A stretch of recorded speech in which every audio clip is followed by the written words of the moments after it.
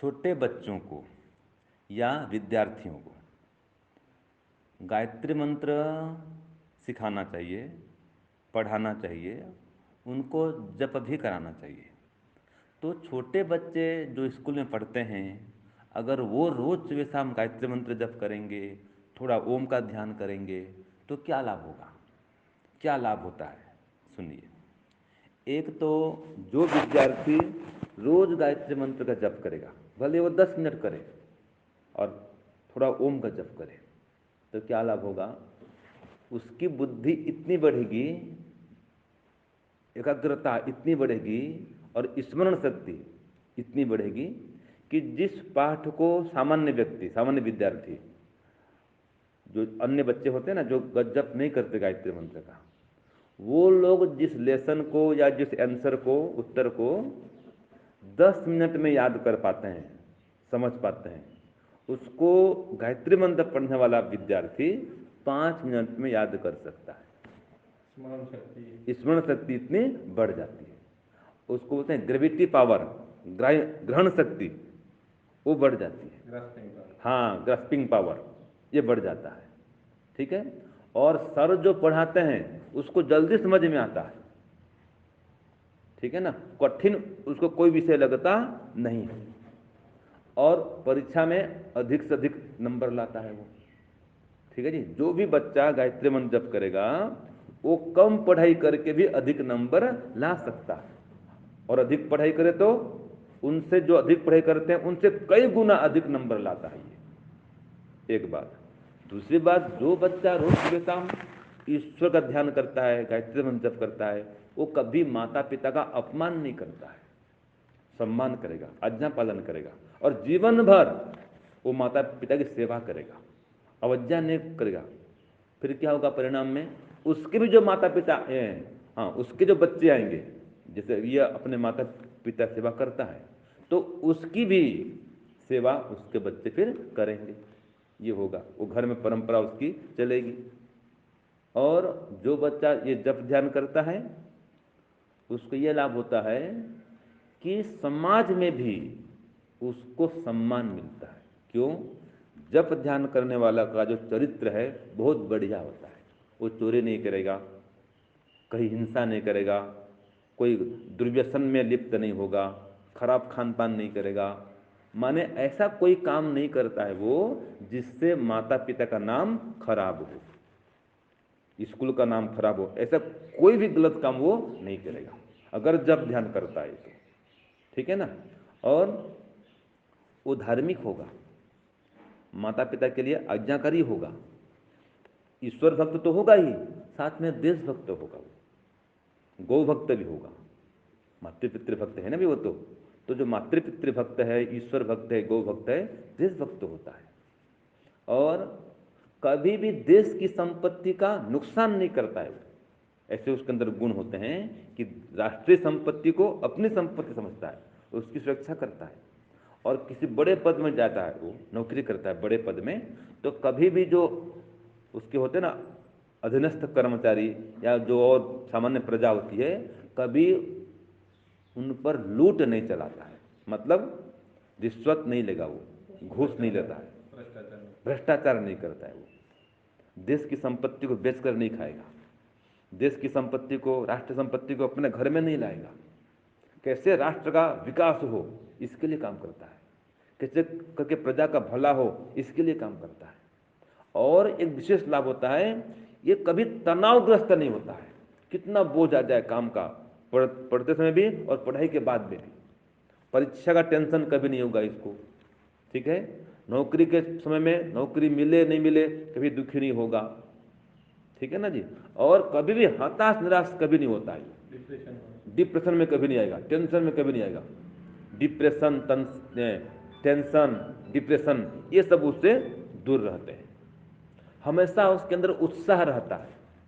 और ध्यान करने वाला जो विद्यार्थी है वो किसी भी क्षेत्र में जाए, किसी भी फील्ड में जाए, वो चाहे डॉक्टर लाइन में जाए, इंजीनियर बने, या पायलट बने, या कोई बिजनेसमैन बने, कोई आर्मी नेवी, किसी में जाए, वो जिस भी फील्ड में जाता है उस फील्ड में वो सफलता पाता है। और उसके जो बड़े अधिकारी होते हैं वो उससे प्रसन्न रहते हैं। क्यों? ये ध्यान करने वाला एकदम सरल विनम्र होता है, मधुरभाषी होता है, झगड़ा नहीं करता, गुस्सा नहीं करता, सोच समझ कर काम करता है, बुद्धि से काम करता है। और उसके अंदर होता है यस थ्योरी। क्या होता है? यस थ्योरी माने कोई भी सर ने कहा यस सर, जी सर, जी गुरु जी आचार्य जी माता जी पिताजी, कोई भी अच्छे काम बताओ उसको, वो कभी ना नहीं करता है। उसके अंदर इतना विल पावर होता है कि हर बड़े से बड़े काम को वो करने में समर्थ हो जाता है। इतना साहस उसके पास होता है, इतना बल होता है। इसलिए विद्यार्थी को तो खास ये जप करना चाहिए। और जो जप करेगा तो जीवन भर उसका उज्जवल रहेगा, माने उसका जो भविष्य है उज्जवल रहेगा। हर क्षेत्र में सफलता उसकी कदम चूमेगी, मतलब असफल तो होगा ही नहीं। वो कोई भी काम हाथ मिलेगा ना सफल, यस। पैसा भी पर्याप्त आएगा, ठीक है, और मान सम्मान भी मिलेगा, और परमात्मा भी मिलेगा। परमात्मा से ज्ञान मिलेगा, विद्या मिलेगी, बुद्धि बढ़ेगी उसकी, ईश्वर से आनंद मिलेगा, और कोई कमी उसकी रहेगी नहीं। बस धर्म अर्थ काम और मोक्ष को वो प्राप्त करेगा। तो सांसारिक उन्नति प्रगति भी करेगा और आध्यात्मिक उन्नति प्रगति भी करेगा। इस लोक, यहाँ भी इस लोक माने इस लोक में, इस संसार में, यहाँ भी सुख शांति पाएगा, समृद्धि में रहेगा, और परलोक में भी सुख शांति पाएगा। तो इस प्रकार से ईश्वर का ध्यान करने वाला जो विद्यार्थी होता है, छात्र होता है, उसका भविष्य उज्जवल होता है ना। वो सबका प्रिय बन जाता है और सबका हित चाहता है, कभी किसी का अहित नहीं करता है। ईमानदारी से काम करता है, बुद्धिमत्ता से काम करता है, सोच समझ के काम करता है, और धैर्य को धारण करता है। धीरज, धीरज उसके अंदर रहता है, धीरज माने कभी अधीर नहीं होता है, विचलित नहीं होता है। और कितना कोई झूठा आरोप लगाए, तंग करे, कोई दुखी करे, तो भी वो घबराता नहीं है। कितना दुख कष्ट आए वो घबराएगा नहीं, उतनी उसके अंदर सहन शक्ति होती है, ठीक है। और सबसे प्रेम पूर्वक मधुरता से व्यवहार करता है, गुस्सा से बात नहीं करता, तो हर काम में सफल होता है वो। तो इसलिए हर विद्यार्थी को हाँ गायत्री मंत्र जप करना चाहिए, ओम का ध्यान करना चाहिए। तो परीक्षा का टेंशन भी नहीं होगा, फिर नौकरी भी नहीं मिले कोई बात नहीं, नौकरी मिले चाहे नहीं मिले, ये खुद नौकरी पैदा करेगा। दूसरों को नौकर रखता ही ऐसा काम करता है। नौकरी क्या करना, वो तो नौकर रखेगा वो, ठीक है। सरकारी नौकरी मिले तो ठीक, नहीं मिले तो ठीक। माने कुल मिला के ये कहें कि जो ईश्वर भक्त विद्यार्थी होता है, ध्यान करने वाला, वो बन जाता है सरस। क्या बनता है वो? सरस। सरस माने क्या होता है? सरस माने बहुत बढ़िया, उत्तम, है ना, श्रेष्ठ। अब देखो सरस को उल्टा कर दो, इधर स र स, इधर से पढ़ो और इधर लेफ्ट से पढ़ो, क्या होता है? सरस। तो सरस को इधर से पढ़ो चाहे इधर से पढ़ो, वो सरस का सरस ही रहता है। तो ईश्वर भक्त जो विद्यार्थी है वो सरस बन जाता है।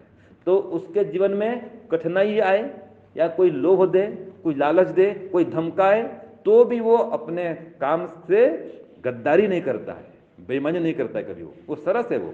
और कितना कष्ट आए कभी आत्महत्या नहीं करता है, डिप्रेशन में नहीं आता है। और बाकी जो विद्यार्थी होते हैं ना, जो ध्यान नहीं करते हैं, भले आईपीएस अफसर बन जाएंगे, आईएएस बन जाएंगे, बड़े बड़े धनवान बन जाते हैं, तो भी कोई दुख आने पर, कष्ट आने पर या कोई अपमान होने पर घबरा जाता है और आत्महत्या भी कर लेता है। और स्थिति खराब हो तो वो घूस भी ले लेता है, लोभ लालच में आ जाता है, मन इंद्रियों को वश में नहीं कर पाता है, कई दुर्व्यसन में ग्रस्त हो जाता है। क्यों? वो सरस नहीं बना है, वो क्या बना है? साक्षर बना है। बोलो क्या बना है वो? साक्षर। वो खाली पढ़ा लिखा है, साक्षर है। तो साक्षर को उलट दो, उल्टा कर दो, साक्षर को उल्टा करो, राक्षस बन जाता है वो। जैसे सामने आया प्रलोभन आया है, या कोई आतंक दिखा, कोई भय डर दिखा, कोई लोभ लालच मिला, भ्रष्टाचार कर देता है वो। डॉक्टर है तो भी वो मरीज का बहुत नुकसान करता है। क्यों? वो राक्षस है, वो सरस नहीं है।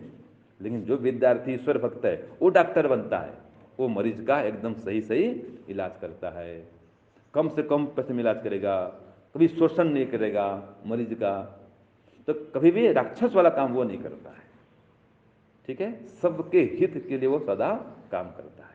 तो इसलिए विद्यार्थी को भी ईश्वर भक्ति करनी चाहिए, वो चरित्रवान होता है, ये कहे तो सार में, जिसका चरित्र अच्छा है सब कुछ अच्छा है, और उसका स्वास्थ्य भी अच्छा होता है, वो आयुष्मान बनता है, दीर्घायु होता है, इतने सारे लाभ होते हैं ध्यान उपासना करने से। इसलिए हर विद्यार्थी को ध्यान करना चाहिए, जब करना चाहिए, तो उसका भविष्य उज्जवल होगा, सुखमय बनेगा, श्रेष्ठ बनेगा। ओम शांति ओम शम।